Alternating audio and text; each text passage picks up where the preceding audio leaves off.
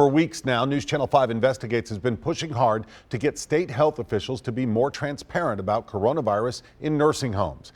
And finally today, the governor's office unveiled a new report on COVID-19 in the state's long-term care facilities. But consumer investigator Jennifer Kraus found some problems with it.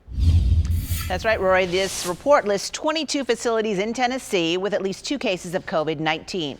Gives their name, the number of confirmed cases, and the number of deaths. But we found some of the numbers here are wrong, much lower than they should be. And on top of that, we know of at least one nursing home right here in Nashville that should be on this list and is not. And families really would like some information about what's going on there.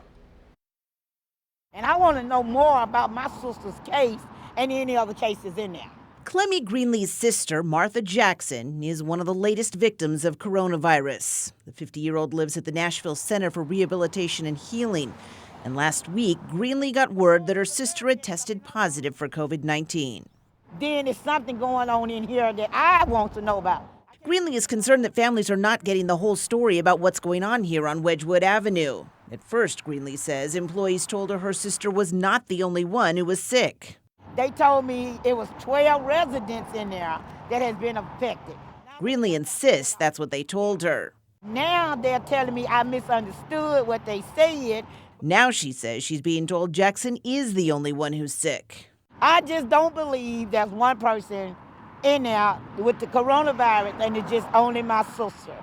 And then when I asked to speak to other directors, the director of nursing or whoever over this right here, I get the runaround. Other families tell us that some 12 residents have been put in isolation, quarantined because they were showing symptoms of COVID-19.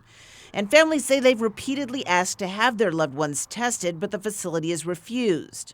In a statement, the center's administrator told us, though, when a patient or staff member exhibits symptoms for COVID-19, we test them and follow all protocols to ensure the safety of our community. As far as the number of cases, we were told the center has 4 positive patients and 1 positive staff member. What is not clear is whether that includes the resident who died almost 3 weeks ago with coronavirus. Nor does it explain why the facility is not on the state's list of nursing homes that have at least 2 cases of COVID-19. That speaks for itself. Greenlee's not the only one calling for more transparency from the company that also owns the Gallatin nursing home, where at least 24 residents have now died.